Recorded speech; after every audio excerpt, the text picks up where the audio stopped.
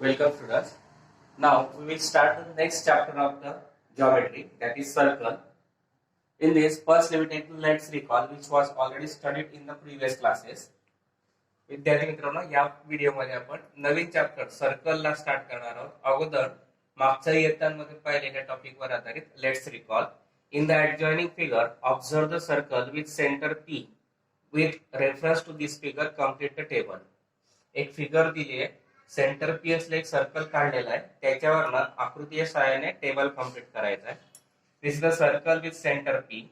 Point A B C D is on the circle. Now here segment BC and segment DC.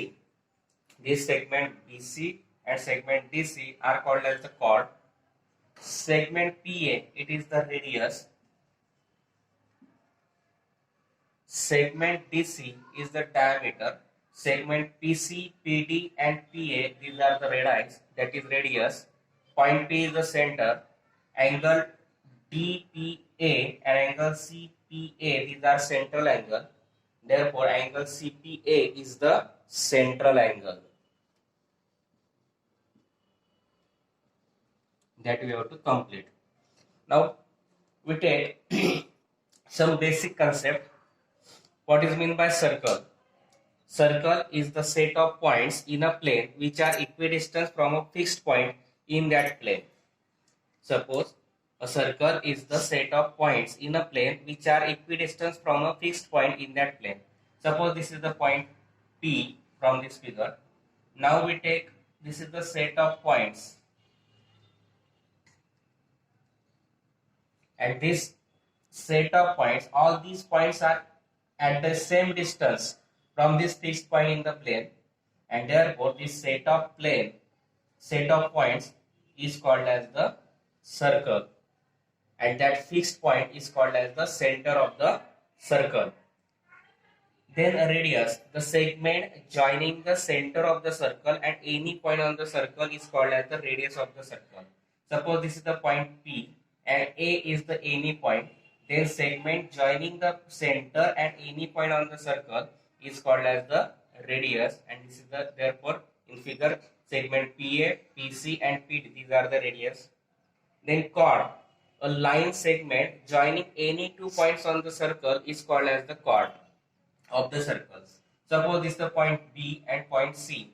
These are the 2 points on the circle, and the line segment joining these 2 points is called as the chord of the circle, and therefore segment BC and also point C and D are any 2 points on the circle, and if we join the line segment, then segment DC is also the chord.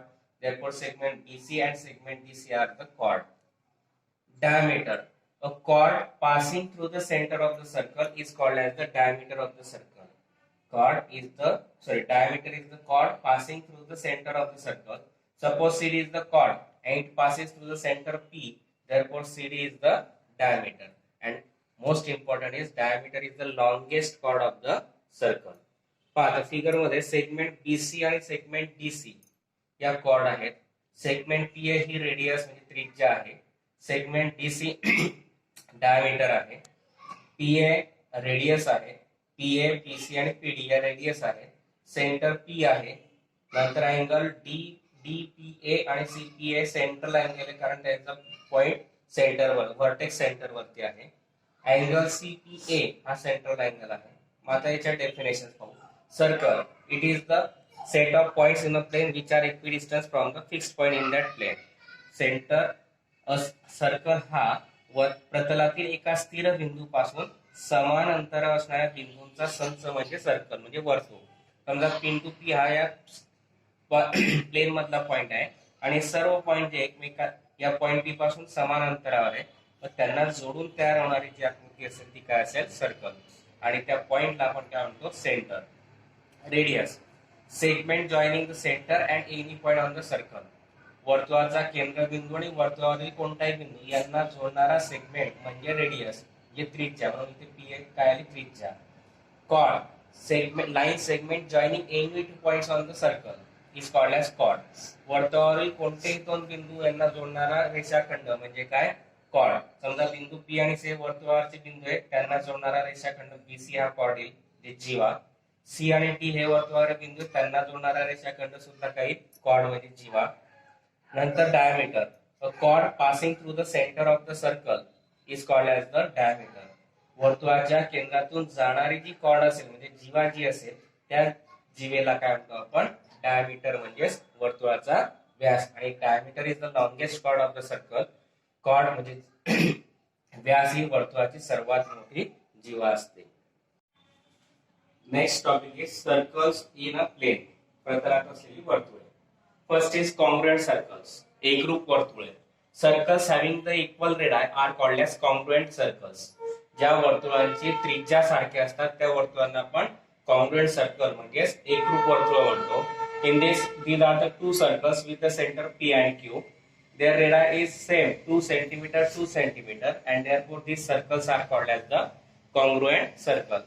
वर्तुळामध्ये P आणि Q केंद्रातले दोन वर्तुळ घेतले आपण, त्रिज्या सारखी येते 2-2 सेंटीमीटर, तर दोघी वर्तुळांना काय म्हणणार आपण, कॉन्ग्रुएंट सर्कल म्हणजे एकरूप वर्तुळ. Second, concentric circles. एक केंद्रीय वर्तुळे म्हणजे एकच केंद्र असलेली वर्तुळे. Circles with the centre same centre but and different radii are called as concentric circles. एकच केंद्र वर्तुळ केंद्र असलेले परंतु वेगवेगळी त्रिज्या असलेल्या वर्तुळांना आपण काय म्हणतो, कॉन्सेंट्रिक सर्कल्स म्हणजेच एक केंद्रीय वर्तुळे. In this figure P is the center of both the circle, but PA and PB these are the radii with the different length, and therefore these circles are called as the concentric circles. या वर्तुळांमध्ये P हा दोघांचा सामायिक केंद्रबिंदू आहे, मात्र PA आणि PB या त्रिज्यांची लांबी वेगवेगळी आहे म्हणून दोघं वर्तुळ काय आले, concentric circles. Next is touching circles. Touching circles, that is the coplanar circles having one point common are called as the touching circles. एकाच प्रतलात असलेल्या आणि सामायिक बिंदू एक सामायिक बिंदू असलेल्या वर्तुळांना टचिंग सर्कल्स म्हणजे स्पर्श वर्तुळ असं म्हणतो. एकाच प्रतलात असलेल्या आणि त्या दोघांचा वर्तुळांचा एक सामायिक स्पर्श बिंदू असेल तर त्याला म्हणतो आपण टचिंग सर्कल म्हणजे काय, स्पर्श वर्तुळ. There are two types, internally touching circles, externally touching circles. If the circle touches internally, then they are called as internally touching circles.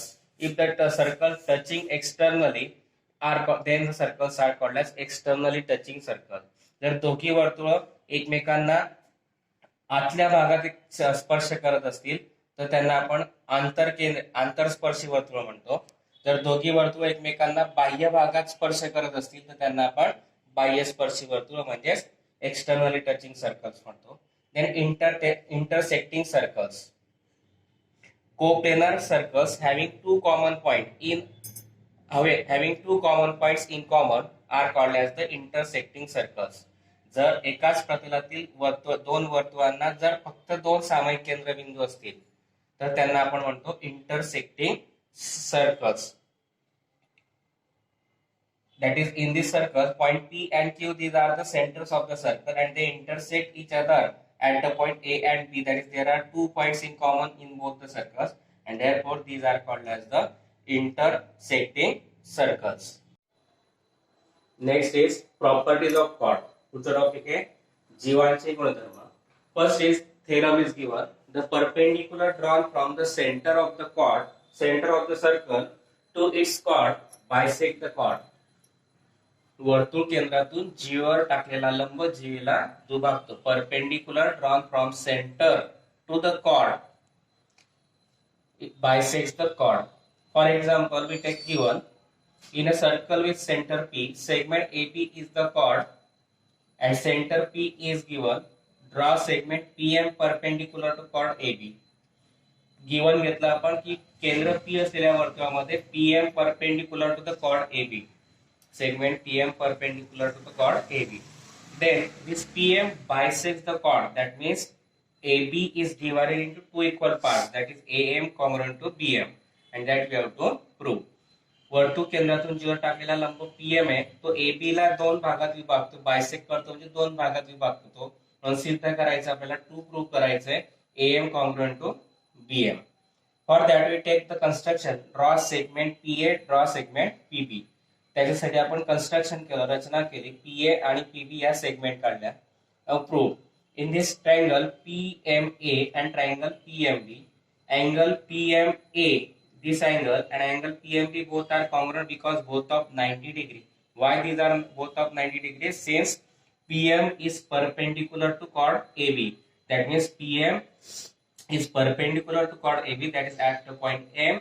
PM makes an angle of 90 degree with the point A and with the point B, and therefore angle PMA congruent to angle PMB.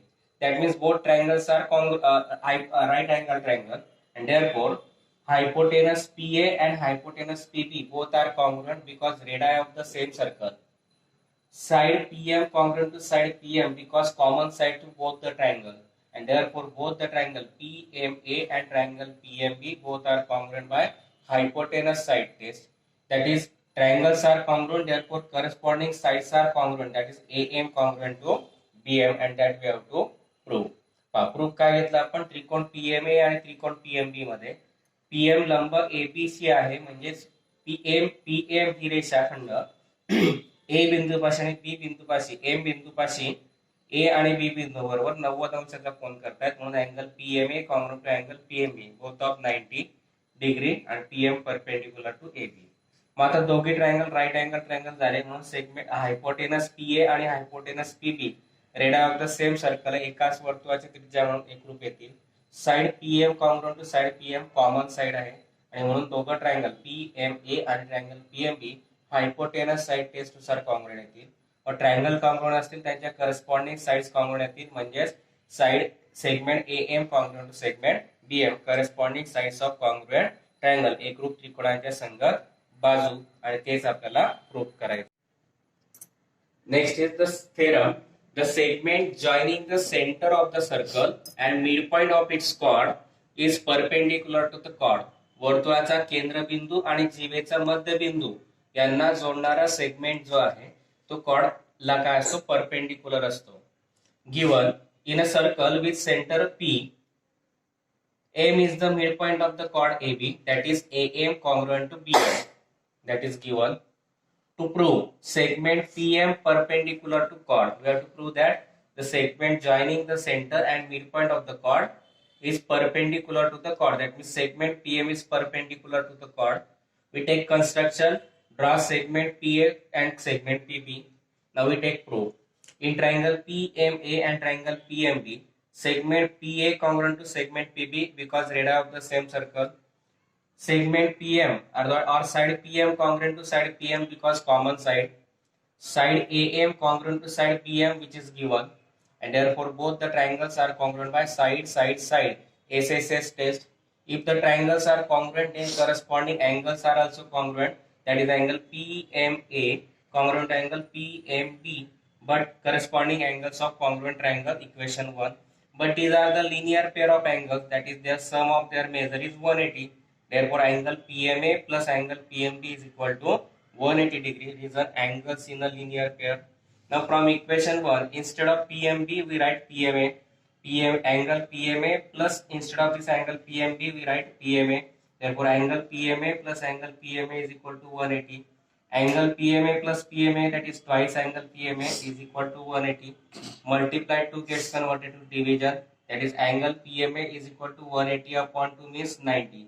That means this angle PMA is of 90 degrees. Similarly, angle PMB is also 90 degree, and therefore we can write segment PM perpendicular to the chord AB, and that we have to prove. Given काय घेतलं?